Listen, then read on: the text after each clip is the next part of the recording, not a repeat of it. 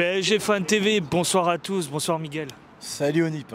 Alors je vais évoquer directement un sujet, une personne en question, un joueur qui sera malheureusement énormément critiqué pour les dernières minutes qui aura complètement nous a mis dans la défaite. Donnarumma. Est-ce que Donnarumma risque pas de payer face à la prestation justement de son concurrent direct au Black qui a été magistral aujourd'hui? C'est vrai que Donnarumma, c'est devant moi en plus, donc j'ai très bien parlé.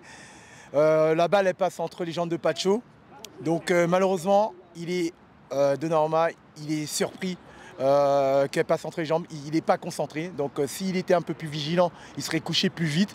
Et comme par hasard, on voit sur la frappe, en plus moi j'étais gardien, quand tu es surpris, le temps de réaction est beaucoup trop tardif, forcément t'es pas habile, t'es en retard, t'es pas habile pour dégager la balle. C'est une grosse erreur de main évidemment, ça on peut pas le nier. Donc fautif tout de même sur cette action forcément oui, même s'il est masqué, il est fautif évidemment. Par rapport au Black, pourquoi au Black il fait un grand match à ton avis? Nos joueurs du PSG, ils ont entraîné au Black ce soir.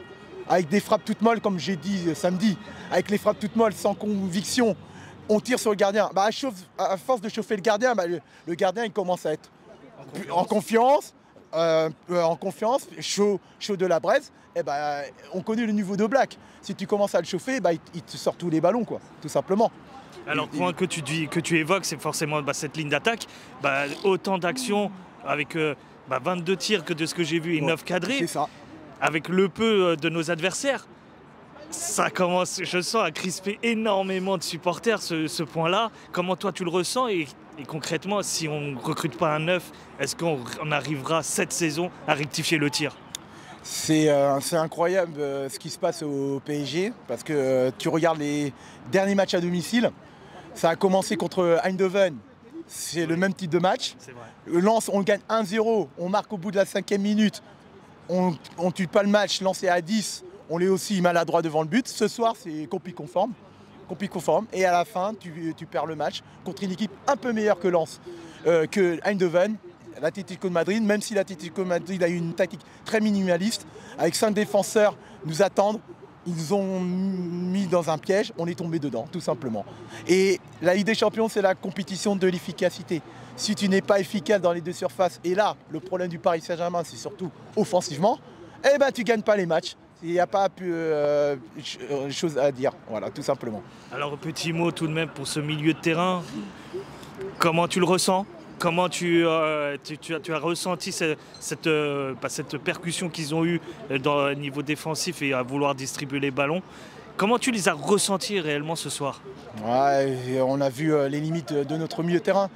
Un milieu de terrain à 3, c'est le milieu que je pense que beaucoup le voulaient. On l'avait déjà vu contre Arsenal. Contre Arsenal, ils ont été en grande difficulté. Ce soir, je trouve que Warren, même s'il n'a pas tout bien réussi, il était dans la bonne mentalité ce soir. Il était dans le duel. Et en plus, il a été récompensé d'un joli but, plein de sang-froid, contrairement à nos attaquants qui ont les pieds carrés, encore une fois. Vitinha, je trouve que Vitinha a trop tricoté ce soir. Pas assez de prise d'initiative. Il a frappé, mais tu sais, c'est en dernier recours. Il dit il faut frapper pour la forme. Neves, on ne l'a pas trop vu ce soir. J'ai trouvé un milieu pas assez proactif à mon goût, tout simplement. Même s'il y avait des clients comme De Paul. En plus, l'entrée de Coquet a fait beaucoup bien à l'Atlético de Madrid dans la tenue de balle. Voilà. Alors, dernier point que je vais évoquer, quand tu regardes un petit peu les résultats qu'il y a eu, énormément quand même de gros clubs sont tombés face à des clubs un peu moindres, logiquement, tactiquement et concernant les joueurs. Est-ce que tu ne vois pas que cette différence, malgré une maîtrise tactique, l'ingrédient qui différencie un petit peu les petits des grands, c'est cette arme, cette envie de gagner? Est-ce que tu vois une mentalité différente ou une approche différente durant ces matchs de Ligue des Champions? Tu as parfaitement résumé.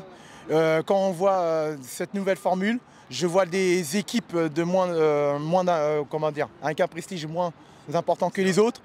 Ils calculent pas, ils sont concentrés du début à la fin. Il y a très peu d'erreurs, je trouve, quand je vois les autres matchs. Là, j'ai pas pu voir Brest, mais Brest a gagné. Mais je suis persuadé que Brest a fait le match qu'il fallait, concentré dans les deux surfaces, que ce soit défensif ou offensivement. Lille, j'ai eu la chance de voir Lille contre la Lille. Lille fait un superbe match, concentré.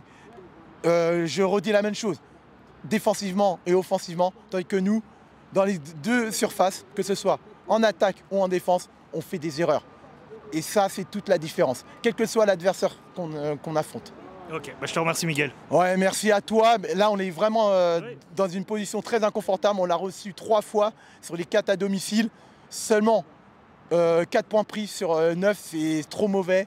Et là, ça va être très compliqué pour se qualifier dans les 24, sincèrement. Il faudra faire une grosse performance à l'extérieur pour non, pas une, mais voire 2 pour se qualifier. Bonne soirée à toi. Bon, les supporters parisiens, c'est pas fini, même si c'est compliqué cette saison en Ligue des Champions. Super.